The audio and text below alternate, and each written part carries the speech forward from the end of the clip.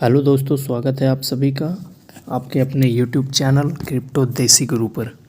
दोस्तों, आज के वीडियो में हम बात करने वाले हैं टैक्स से रिलेटेड कुछ बातें। ठीक है, जैसा कि आप सभी को मालूम है कि क्रिप्टो में टैक्स जो है वो 30% लगा दिया गया है प्लस 1% TDS। ठीक है, मतलब 30% टैक्स, 1% TDS। ये तो बोल ही दिया गया है कि मतलब 1 अप्रैल से लागू कर दिया जाएगा।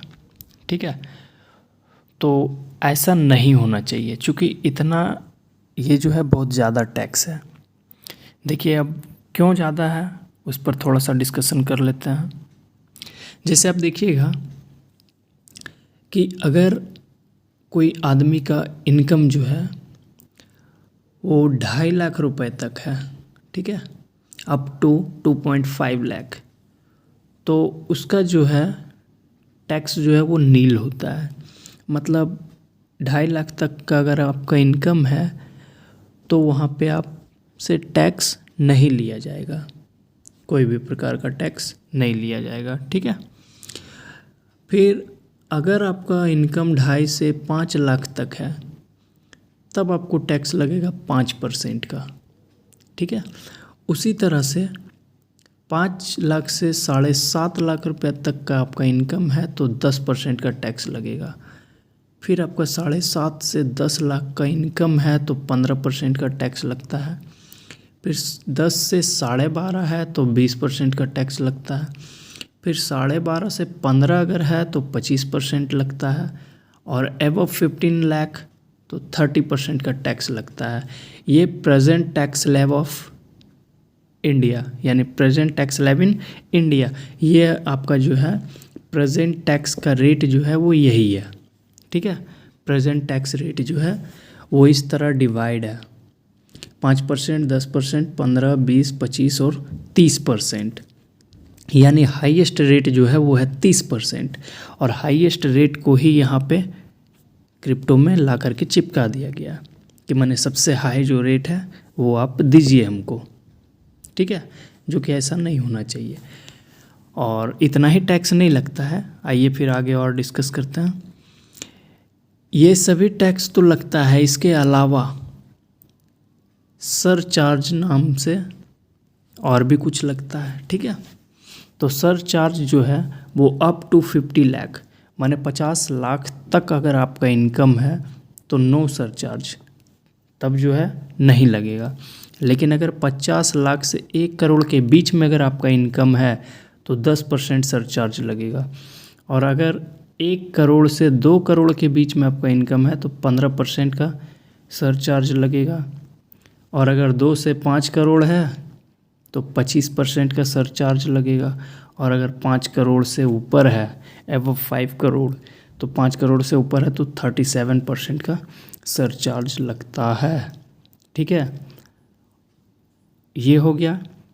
और इसके बाद फिर ऐड होता है इसमें 4% हेल्थ एंड एजुकेशन सेस। ठीक है, 4% और लग जाता है, जो कि हेल्थ एंड एजुकेशन सेस नाम से जाना जाता है।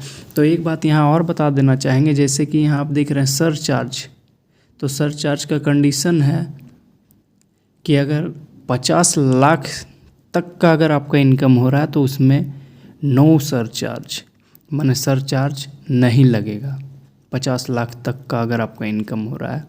ठीक है, लेकिन हेल्थ एंड एजुकेशन सेस जो है ये सबके लिए लागू है, सभी को देना है। माने कोई भी आदमी, जैसे यहाँ आपका 5% वाला भी जो है ना, 5% भी टैक्स पे कर रहा है तो उसको हेल्थ एंड एजुकेशन सेस लग जाएगा। मैंने कहने का मतलब सिंपल भाषा में कि कोई भी एक ऐसा आदमी जो टैक्स पे कर रहा है, तो टैक्स कौन पे करता है? जो 2.5 लाख से ऊपर कमा रहा है। 2.5 लाख से ऊपर अगर आपका इनकम है तो आप टैक्स पे करिएगा, तो टैक्स पे कीजिएगा तो आपसे ये तो लिया ही जाएगा 4%। ठीक है, तो 4% का अगर ये टैक्स लिया जा रहा है तो अब यही मैं यहाँ देखिए कुछ दिखाना चाह रहा हूँ कि अगर ये 30% का टैक्स लगा दिया गया, 1% TDS ये भी लगा ही दिया गया है। तो अब टैक्स तो हम और आप भी दे रहे हैं, तो टैक्स अगर दिया जा रहा है तो टैक्स देने वाला से ये तो लिया ही जाता है 4% हेल्थ एंड एजुकेशन सेस, ठीक है, 4% लिया ही जाता है, तो ये भी लागू हो ही जाएगा। फिर अगर ये ऐसा बात है ये सब हो जाएगा तो सुनने में आ रहा है कि GST भी लागू होने वाला है इसमें। अगर GST लागू होगा तो एक बात और जान लीजिए कि GST जो है तो यहाँ जैसे कि आप देख रहे हैं कि मतलब मैक्सिमम जो परसेंटेज है, मैक्सिमम परसेंटेज वो 30 है और वही 30 को ला करके यहाँ चिपका दिया गया है।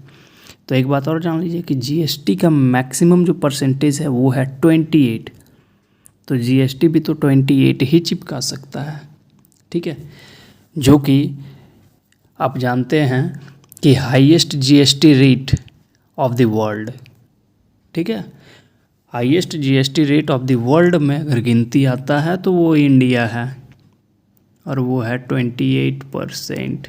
माने सबसे ज़्यादा GST रेट किसी का है तो वो है इंडिया का, ठीक है।